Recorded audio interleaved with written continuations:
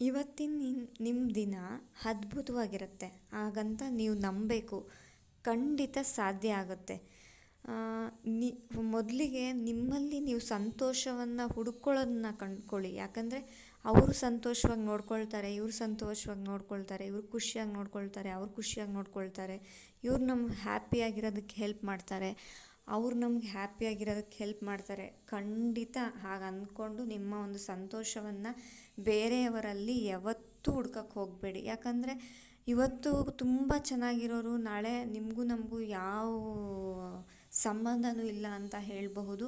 ಇವತ್ತು ನಮ್ಮನ್ನು ತುಂಬ ಪ್ರೀತಿ ಕಾಳಜಿಯಿಂದ ಗೌರವದಿಂದ ಕಾಣೋರು ಮುಂದೆ ಒಂದಿನ ನಮಗೂ ಅವ್ರಿಗೂ ಸರಿ ಬರದೆ ಅವ್ರ ಪಾಡು ಅವ್ರದ್ದು ನಮ್ಮ ಪಾಡು ನಮ್ಮದಾಗಬಹುದು. ಈ ಕ್ಷಣ ಇದ್ದಾಗ ಇನ್ನೊಂದು ಕ್ಷಣ ಇರಲ್ಲ, ಇನ್ನೊಂದು ಕ್ಷಣ ಇದ್ದಾಗ ಮತ್ತೊಂದು ಕ್ಷಣ ಇರಲ್ಲ. ಹಾಗಾಗಿ ಅಂತಿಮವಾಗಿ ನಮ್ಮನ್ನು ನಾವು ಖುಷಿಯಾಗಿ ನೋಡ್ಕೊಳ್ಳೋದನ್ನು, ನಮ್ಮನ್ನು ನಾವು ಹ್ಯಾಪಿಯಾಗಿ ನೋಡ್ಕೊಳ್ಳೋದನ್ನು, ನಮ್ಮ ಮಾನಸಿಕ ಆರೋಗ್ಯ, ನಮ್ಮ ದೈಹಿಕ ಆರೋಗ್ಯವನ್ನು ನಾವು ಚೆನ್ನಾಗಿ ಕಾಪಾಡ್ಕೊಳ್ಬೇಕು. ನಮ್ಮ ಒಂದು ಫೈನಾನ್ಷಿಯಲ್ ಪ್ರಾಬ್ಲಮ್ಸ್ನೆಲ್ಲ ನಾವು ಸಾಲ್ವ್ ಮಾಡ್ಕೊಂಡು ಅದಕ್ಕೊಂದು ಸೊಲ್ಯೂಷನ್ ಹುಡುಕ್ಕೊಂಡು ಆ ಒಂದು ನಿಟ್ಟಿನಲ್ಲಿ ನಾವು ಒಳ್ಳೆ ಅರ್ನಿಂಗ್ಸ್ ಮಾಡೋದನ್ನು ನೋಡ್ಕೊಳ್ಬೇಕು. ನಮ್ಮ ಲೈಫನ್ನು ನಾವು ಅದ್ಭುತವಾಗಿ ಕಟ್ಕೊಳ್ತಾ ನಮ್ಮ ದಿನದಿಂದ ದಿನಕ್ಕೆ ನಾವು ವೆಲ್ ಸೆಟಲ್ಡ್ ಫ್ಯಾಮಿಲಿ ಆಗ್ತಾ ಅದನ್ನ ನೆಕ್ಸ್ಟ್ ಏನಪ್ಪ ಅಂದರೆ ನಮ್ಮ ಒಂದು ನಮ್ಮ ಕುಟುಂಬದಲ್ಲಿ ಎಲ್ಲರನ್ನೂ ಪ್ರೀತಿಯಿಂದ ಕಾಣೋದು, ಗೌರವದಿಂದ ಕಾಣೋದು, ಗೌರವಿಸೋದು, ಕಾಳಜಿ ಮಾಡೋದು, ತುಂಬ ರೆಸ್ಪೆಕ್ಟ್ಫುಲ್ಲಾಗಿರೋದು, ತುಂಬ ಪ್ರಾಮಾಣಿಕವಾಗಿ ಕಾಳಜಿಯಿಂದ ಗೌರವದಿಂದ ಇರೋದು. ಹೀಗೆ ನಮ್ಮ ಕರ್ತವ್ಯ ನಾವು ಮಾಡ್ತಾ ನಮ್ಮ ಬದುಕನ್ನು ನಾವು ಚೆನ್ನಾಗಿ ನೋಡ್ಕೊಳ್ತಾ ಜೊತೆಗೆ ನಾವು ಖುಷಿಯಾಗಿದ್ದೇ ಇರ್ತೀವಿ. ನಮ್ಮ ಕೈಲಿ ಹಾಗೇ ಆಗುತ್ತೆ. ನಮ್ಮ ಸುತ್ತಮುತ್ತ ಇರೋರನ್ನ ನಾವು ಖುಷಿಯಾಗಿ ನೋಡ್ಕೊಳ್ತೀವಿ ಅನ್ನೋ ಒಂದು ಭರವಸೆ ಇಲ್ಲಿರೋದು. ಒಂದೇನಪ್ಪ ಅಂದರೆ ಅಂತಿಮವಾಗಿ ಯಾರು ನೋಡಿಕೊಂಡ್ರು ಯಾರು ನೋಡ್ಕೊಳ್ಳಲ್ಲ ಅಂದರೂ ನಮ್ಮನ್ನು ನಾವು ಖುಷಿಯಾಗಿ ನೋಡ್ಕೊಳ್ಳೋದನ್ನು, ನಮ್ಮನ್ನು ನಾವು ಸಂತೋಷವಾಗಿ ಇಟ್ಕೊಳ್ಳೋದನ್ನು ನಾವು ಕಲ್ತ್ಕೊಂಡ್ಬಿಟ್ರೆ ಆ ಒಂದು ಪ್ರಬುದ್ಧವಾದ ಹಂತಕ್ಕೆ ನಮ್ಮನ್ನು ನಾವು ತೊಗೊಂಡು ಹೋದರೆ ಬದುಕು ತುಂಬ ನೆಮ್ಮದಿ ಅನಿಸುತ್ತೆ. ಆ ಕ್ಷಣ ನಿಮಗೆ ಅರಿವಾಗ್ತಾ ಬರುತ್ತೆ, ಯಾರಿದ್ದರೂ ಯಾರಿಲ್ಲದೆ ಇದ್ದರೂ ನನ್ನ ಜೀವನ ನಾನು ಸಾಗಿಸ್ತೀನಿ, ನನ್ನ ನೆಮ್ಮದಿಯನ್ನು ನನ್ನಲ್ಲಿ ನಾನು ಹುಡುಕೊಂಡಿದ್ದೀನಿ, ನನ್ನ ಬದುಕನ್ನು ನಾನು ಕಟ್ಕೊಳ್ತೀನಿ ಅನ್ನೋ ಒಂದು ಮೈಂಡ್ಸೆಟ್ ನಿಮಗೆ ಬಂದುಬಿಡುತ್ತೆ. ಆ ಒಂದು ಹಂತಕ್ಕೆ ನೀವು ಪ್ರಬುದ್ಧವಾದ ಹಂತಕ್ಕೆ ನೀವು ಬಂದು ತಲುಪಬೇಕು. ಖಂಡಿತ ಕಂದಮ್ಮ, ಒಬ್ಬ ತಾಯಿಯಾಗಿ ನಾನು ಹೇಳ್ತಿದ್ದೀನಿ, ಖಂಡಿತ ಅದು ನಿನ್ನಿಂದ ಸಾಧ್ಯ ಆಗುತ್ತೆ. ಮನುಷ್ಯ ಮನಸ್ಸು ಮಾಡಿದ್ರೆ ಆಗದೆ ಇರೋದು ಯಾವುದೂ ಇಲ್ಲ. ನೀನು ಆಕಾಶನೇ ನನ್ನ ಮೇಲೆ ಕಳಚಿ ಬಿದ್ದಿದೆ ಅನ್ನೋ ಒಂದು ಮಟ್ಟಿಗೆ ತುಂಬ ಚಿಂತೆ ಮಾಡೋದು, ತುಂಬ ಕೊರಗೋದು, ಅಳೋದು ಬಿಟ್ಟು ಟಿಫನ್ ಮಾಡೋದು, ಊಟ ಮಾಡೋದು ಬಿಟ್ಟು ಯೋಚನೆ ಮಾಡ್ತಾ ನಿನ್ನ ಸಮಯನ ಖಂಡಿತ ಹಾಳು ಮಾಡ್ಕೋಬೇಡ. ಏನೂ ಆಗಿಲ್ಲ, ಎಲ್ಲ ಒಳ್ಳೆಯದೇ ಆಗುತ್ತೆ. ಹಾಗೆಯೇ ಇಲ್ಲಿವರೆಗೂ ನೀನು ಬಂದಿದ್ದೀಯ ಅಂದರೆ, ಇವಾಗ ಏನೋ ಮಾಡ್ತಿದ್ದೀಯ ಅಂದರೆ, ಅಯ್ಯೋ ನಾನು ಮೊದಲಿದ್ದ ಹಂತಕ್ಕೆ ಹೋಗ್ಬಿಡ್ಬೇಕು, ಇನ್ನು ನನ್ನ ಕೈಲಿ ಆಗಲ್ಲ, ಇನ್ನು ಈ ಕೆಲಸದಲ್ಲಿ ಮುಂದುವರಿಯೋಕೆ ನನ್ನ ಕೈಲಿ ಆಗಲ್ಲ, ನನ್ನ ಎತ್ತರವಾದ ಮಟ್ಟಕ್ಕೆ ಏರೋಕ್ಕೆ ನನ್ನ ಕೈಲಿ ಆಗಲ್ಲ, ಇನ್ನು ಮುಗೀತು ನನ್ನ ಲೈಫ್ ಅಂತ ಖಂಡಿತ ಅಂದ್ಕೊಳ್ಳೇಬೇಡ. ಯಾಕೆ ಗೊತ್ತಾ, ನೀನೇನು ಗಿವ್ ಅಪ್ ಮಾಡ್ತೀಯ ಅದನ್ನು ಗಿವ್ ಅಪ್ ಮಾಡಲೇಬೇಡ. ಯಾಕಂದರೆ ಈ ಕ್ಷಣ ನೀನು ಆಗಲ್ಲ ಅಂತ ಅಂದ್ಕೊಂಡಿರೋದು ನಿನ್ನ ಒಂದನೇ ಹೆಜ್ಜೆಯಲ್ಲೋ, ಮತ್ತು ನೀನು ಪ್ರಯತ್ನ ಮಾಡೋ ಮೊದಲನೇ ಹೆಜ್ಜೆಯಲ್ಲೋ, ಅಥವಾ ಎರಡನೇ ಹೆಜ್ಜೆಯಲ್ಲೋ, ಮೂರನೇ ಹೆಜ್ಜೆಯಲ್ಲೋ, ಅಥವಾ ಇನ್ನು ಮತ್ತೊಂದು ಹೆಜ್ಜೆಯಲ್ಲೋ ಗೆಲುವು ಕಾದಿರಬಹುದಲ್ವಾ, ಯಶಸ್ಸು ನಿನಗೆ ಸಿಗಬಹುದಲ್ವಾ? ಯಾಕೆ ಸಿಗಬಾರ್ದು?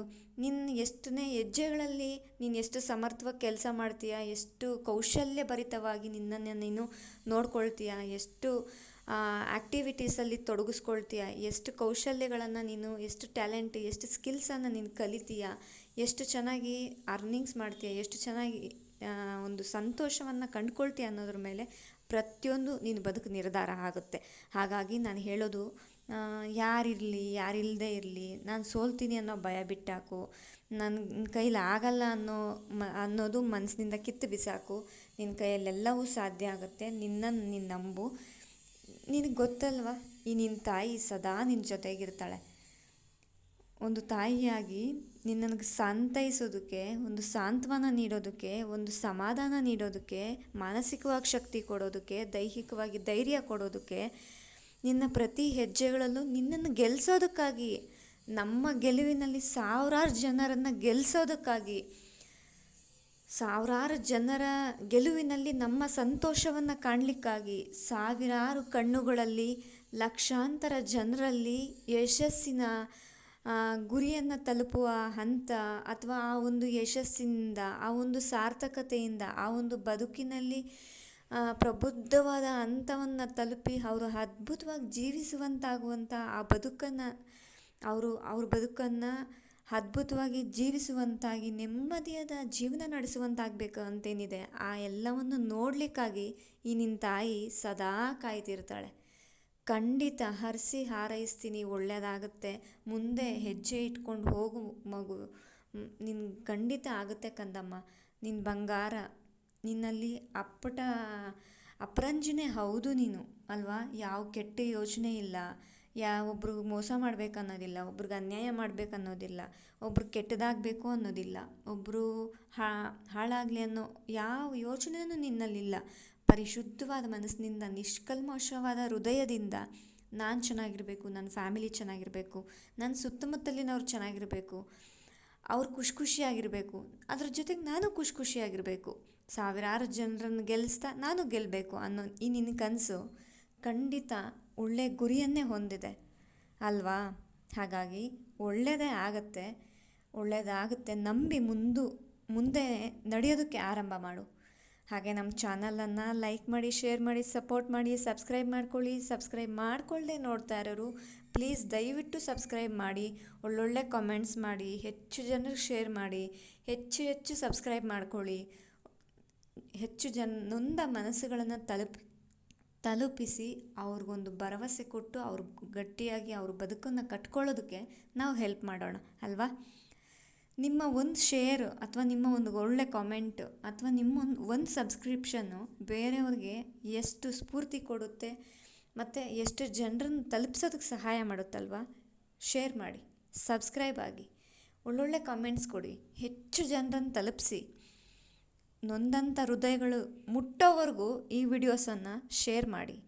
ಆ ನೊಂದವರು ಬದುಕಲ್ಲಿ ಭರವಸೆ ಕಾಣೋವರೆಗೂ, ಗಟ್ಟಿಯಾಗಿ ಬದುಕು ಕಟ್ಕೊಳ್ಳೋವರೆಗೂ ನಾವು ಅವ್ರ ಜೊತೆ ನಿಲ್ಲೋಣ. ಅವ್ರ ಜೊತೆ ಸದಾ ಇದ್ದು ಅವ್ರಿಗೆ ಚೆನ್ನಾಗಿರುವಂತೆ ಮಾಡೋಣ ಅಲ್ವಾ. Thank you.